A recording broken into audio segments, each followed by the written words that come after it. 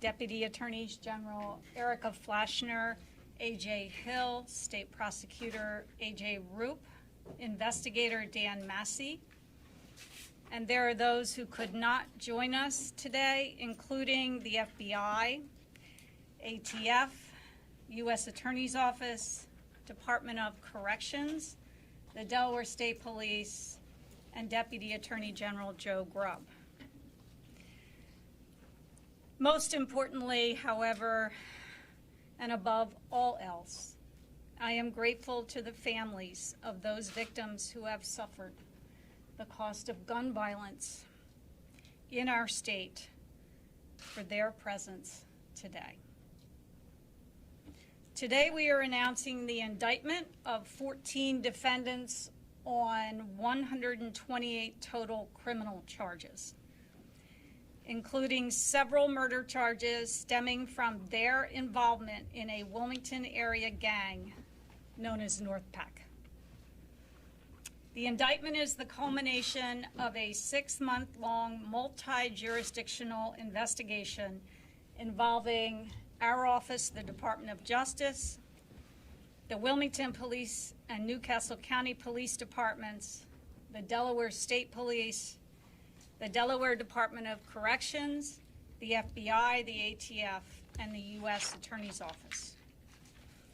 Between November of 2018 and April of this year, members of a group called NorthPak are alleged to have committed crimes, including the murders of 6 victims: Stephon Price, Teron Whaley, O'Lear Henry, Taquan Davis, Sharif Hamilton, and DeKevis Reed, along with several counts of attempted murder, conspiracy, reckless endangering, possession of a firearm during the commission of a felony, and illegal gang participation.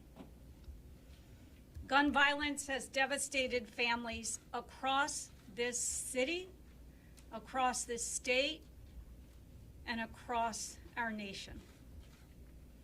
Gangs in our cities have played an outsized role in that carnage.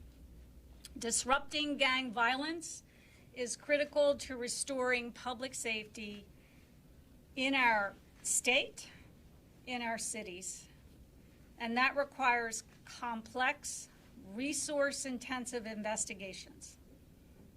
This was no easy job for law enforcement, but from the beginning, the Wilmington and Newcastle County Police Departments were in with both feet. It's thanks to their tenacity and to our excellent partners at the state and federal levels that we can announce this indictment and that the DOJ can pursue justice for the terror and bloodshed that NorthPak has caused. Above all else, however, our hearts are with the families who have suffered the greatest loss and borne the terrible weight of gun violence. Wilmington is a small city, and these families are our neighbors. Ending this awful scourge will require all of us to treat their pain and suffering as our own. Today is a step toward justice for them. Thank you for being here today. We will entertain questions at the end, and with that said, I will invite Chief Robert Tracy. Thank you, Chief. Thank you, Attorney General.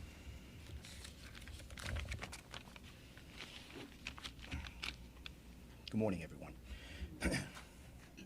These indictments against the members of NorthPak are a direct result of a multi-jurisdictional partnership and relationships. The agencies represented here, and along with the Delaware State Police, Probation and Parole, the Department of Services for Children, Youth, and their families, and the United States Attorney's Office communicate on a daily basis, and we meet at least once a week and work closely to combat criminal activity. Along with our Crime Gun Intelligence Center, we work with our partners in ATF to gather evidence that can bring some of these cases to fruition so we can bring justice to the families. and the victims' families of gun violence. Crime knows no jurisdictional boundaries, which makes our strong partnerships and relationships critically important. These indictments are also a result of enforcement of a component of an overall comprehensive strategy where we fold in group violence intervention. And through this, with the support of the governor, the mayor, the county exec, and the governor's cabinet secretaries, to infuse social services to try to give people that are in this type of violence, giving them options out of this violence, but not a choice to pick up a gun and continue violence in our community. It's blending of law enforcement resources, group violence intervention, and social services with the goal of offering individuals a path away from crime and to deter future violence. We share this message and offer a range of holistic social services to those most involved in these organized groups that drive violence in Wilmington and in the region. When folks choose not to accept these services and to work with the group violence team, and when their groups continue to drive violence like the group like NorthPak has, we're going to hold these offenders accountable, and we're going to help prevent future violence. These indictments reflect our strong, unrelenting focus on those with the highest propensity for committing violence, and in particular, those that pick up an illegal firearm and they use them on our community. And when we talk about violence, it's a very, very small percentage. So they don't reflect who we are in Wilmington. Less than 0.5% is committing most of this violent crime. It's a very, very small percentage. So over 99.9% easily want the same sense of safety, want community, and want to go on about their lives like everybody else can. So I don't like painting Wilmington or the community at a bad picture because the actions of a few. But we're going to work on them, and we're going to work on them to get them out of that life of crime. But if they choose to continue to do what you're going to do, you're looking at the indictments, and you're looking at some of the things that some of these individuals are going to go to jail for a long time once the prosecution's done after these indictments. In the city of Wilmington, what has changed is the amount of guns that are on the street right now. We, last year, made a record number of gun arrests. Over 300 people arrested with firearms, many of them multiple times that have been arrested with guns. If we don't get serious about gun violence and don't get serious about people carrying illegal firearms and making sure that they do time for carrying an illegal firearm, then you know what? We might continue to have some of these same issues that we're having. But I don't see that happening. Having this type of press conference, this type of somewhat closure to the families, and sending a message that we will help you to get out of violence. But the community, the police, the prosecutors, federal and state authorities, we're not going to allow this to happen in our city. And if you pick up a gun, an illegal firearm, we're going to arrest you, and we'll look to make sure we put you away for a long time. I can't be clearer than that. And we'll continue to focus on these things and addressing these individuals on legal firearm possession in our communities, and we will not relent to keep this city safe. That is our promise. That is a promise from your Chief of Police and the officers of Wilmington and our partners that we work with. I'd like to introduce Colonel Vaughn Bond of the Newcastle County Police Department. Colonel.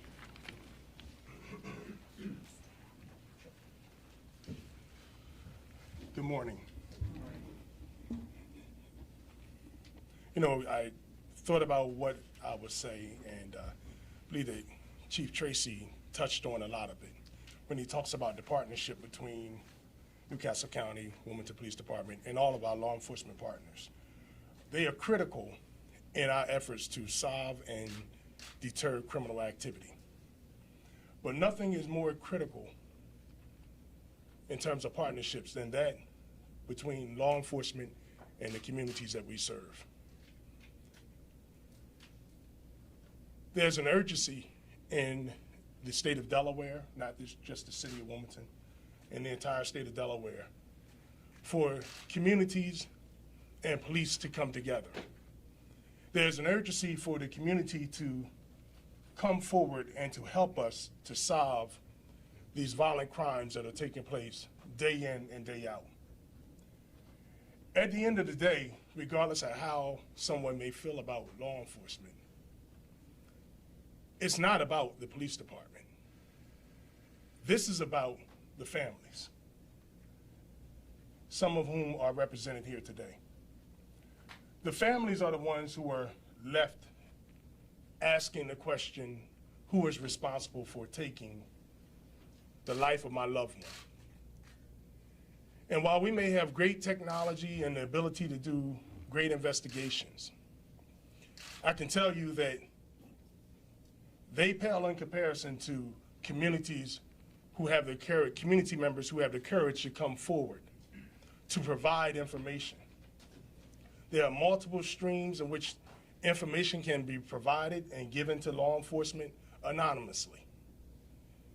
You have to trust us, and you have to be willing to work with and provide answers to the families. If not, what we're finding out just during the course of this indictment, that you can have some individuals responsible for multiple homicides. When I started this job in 1991, homicides normally took place during the midnight hour, because people were afraid, the criminals were afraid that someone was going to identify them. It has slowly gotten to the point now where you can have a homicide broad daylight with multiple witnesses present, and no one says a single word.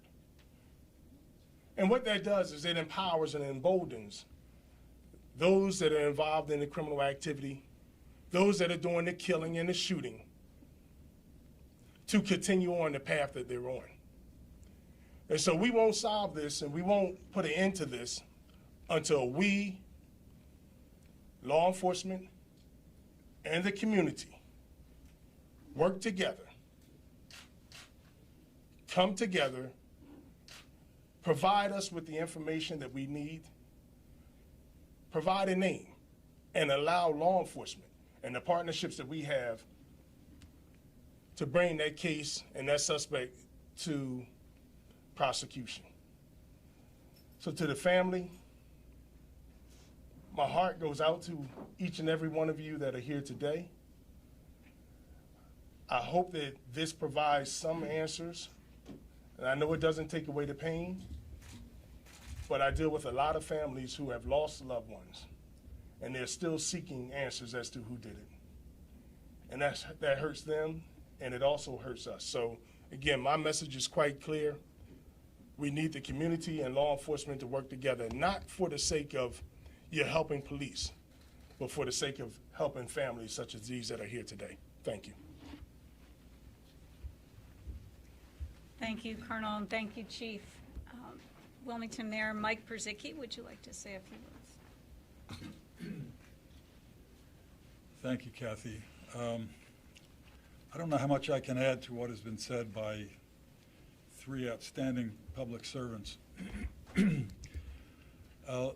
two thoughts that come to mind are we're going through a terrible time in our country right now, where we have the affected communities and the police and the people sworn to protect them have a trust deficit that we all have to work with to improve upon.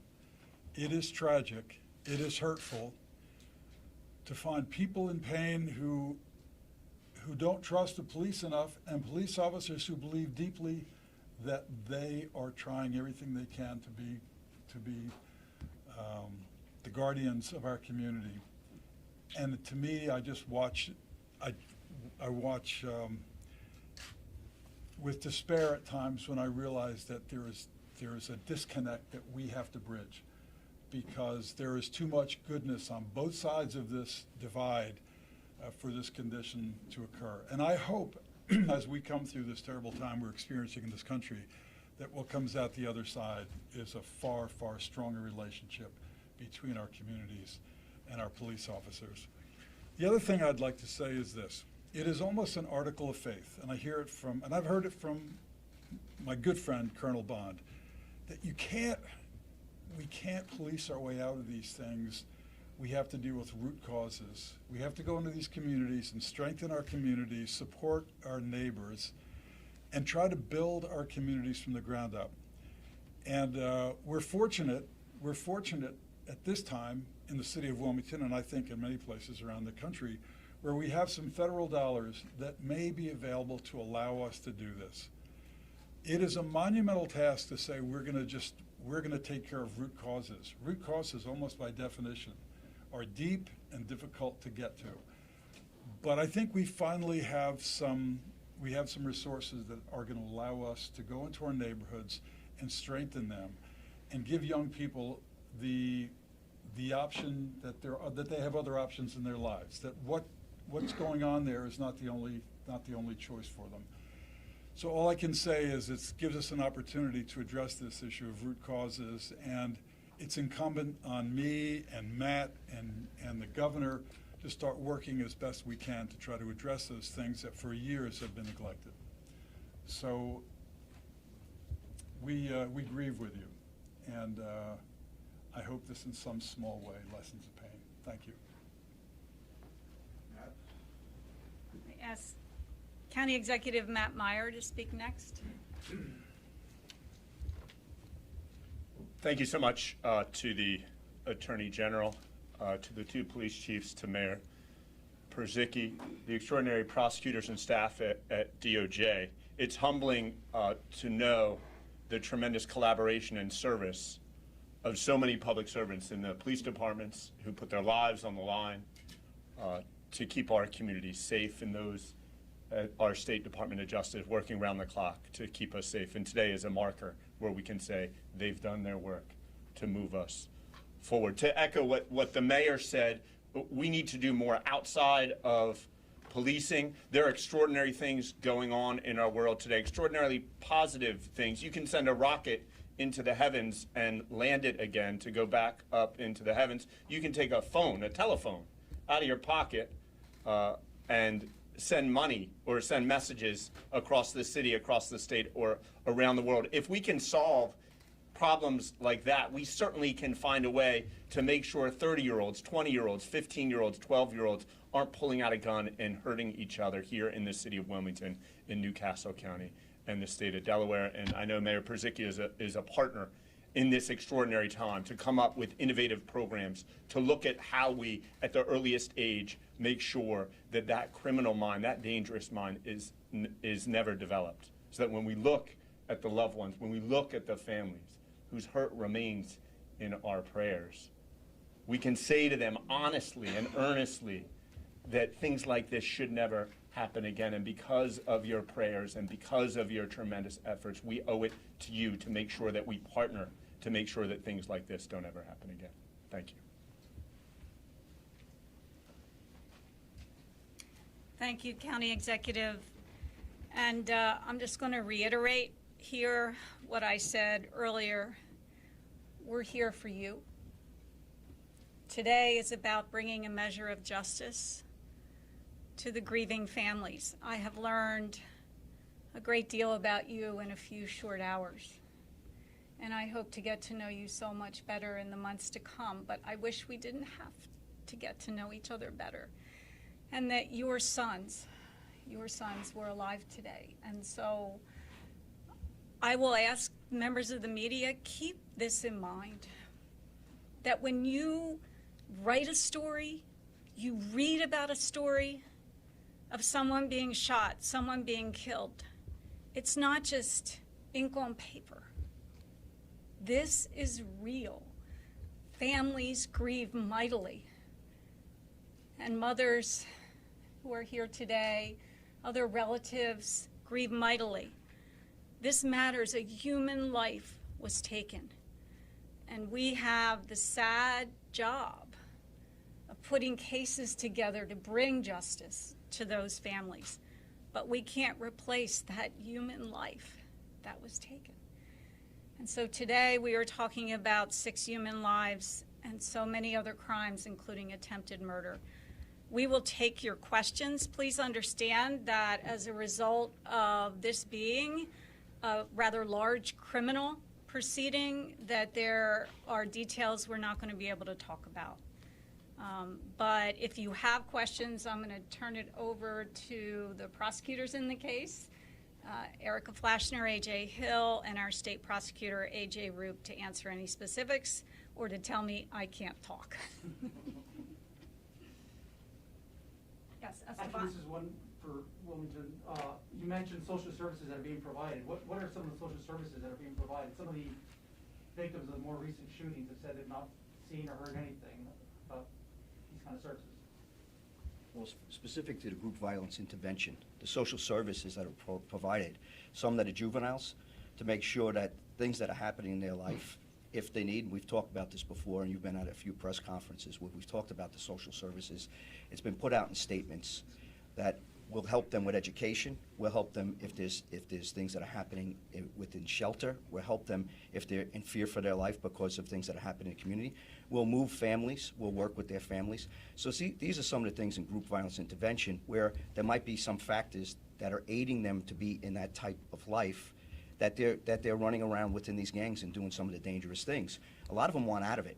So what can we do to provide them? So working with social services from the state, the Children's Office. We work with the social services. Some families we've had relocated. Some families we've have about 18 to 19 individuals we're dealing with right now after our group call-ins. We do custom notifications to make visits on those with the highest propensity for violence. We look in, we speak to their family if there's other families that need help. These are the type of things that we want to make sure that we can give them the best foot forward. When I talked about we're giving them options and not choices. You're not picking up a gun anymore, but we're going to give you reasons, and we're going to give you the help that you need, that you're talking about, that you and your family, to try to get you out of that type of life, and we're going to do everything we can. On the flip side, if you don't want to take these services and you want to do what these 14 individuals continue to do with this group, I said you're starting to see the results of our investigation, the amount of guns that we've taken off these individuals, the shootings and the violence that they cause this community. So it's one of those things that we're not just coming in to say, hey, we're just going to arrest you. No, we bring them in and say, we're going to help you out of this, but you got to make that conscious decision. Social services can be done in so many different ways. When there's an incident that happens, we have a youth services response team embedded within the Wilmington Police Department as far as victim services. If there's people that have experienced some trauma, we actually go out. We presented on the public safety meeting about maybe 6 months ago. I had the team come in and give a PowerPoint on how they can help families and things that have happened, some trauma that happens in the community. And if the people in our response units embedded with the Wilmington Police Department, these clinicians, if they can't help you, if there's other places with victim services, the Attorney General has some money that can go to it, the Criminal Justice Council, we actually have some federal and state money to help victims, but it depends on the certain situation and what is the threshold that those things are available to each situation. They're all different, but we will definitely have that conversation and refer you to the proper people or agencies to try to get that help to the community members should they need it. From the get-go, from the beginning. This has been the get-go. What we do with social services and youth response services, I inherited it when I came here in 2017. We've actually expanded it. And if we walk into a location where we see that there might be some trauma that might happen in a family with young kids, it might not have gone to neglect or abuse yet. Obviously, we take immediate action. But if it's something like that, we make sure we make notifications. Those numbers we presented before City Council and what we're doing as the Wilmington Police Department, embedded with social services and clinicians, we do these things, and then they go out and they evaluate it. So, it's not a perfect system, but it's certainly somewhere where we want to be. And if it's something that we can't do, we make sure that we pass it on to maybe the state agency or another agency that can give them that help. Thank you, Chief. And to follow up on that, Delaware has a witness protection program. It is well funded, and it has been used on numerous occasions when witnesses come forward, but they're in danger, but they have had the courage to come forward. And I can't talk about current cases, but I can tell you that when a little 5-year-old girl was shot on Pleasant Street, people did come forward. They were terrified because the individual who did the shooting had previously been charged with murder, and they knew he was very dangerous. But they came forward. Those witnesses who came forward got in-house rehabilitative services. Some of them were homeless, and some of them needed substance use disorder treatment. They were sent to safe places to get substance abuse treatment in-house, all as part of the witness protection program. They were relocated and given housing. They were given mental health counseling. And that's routine. You don't hear about it because we don't talk about our witness protection program in large measure, but it provides a safe place to go and a place to get services that are needed if you come forward and talk to us about a crime.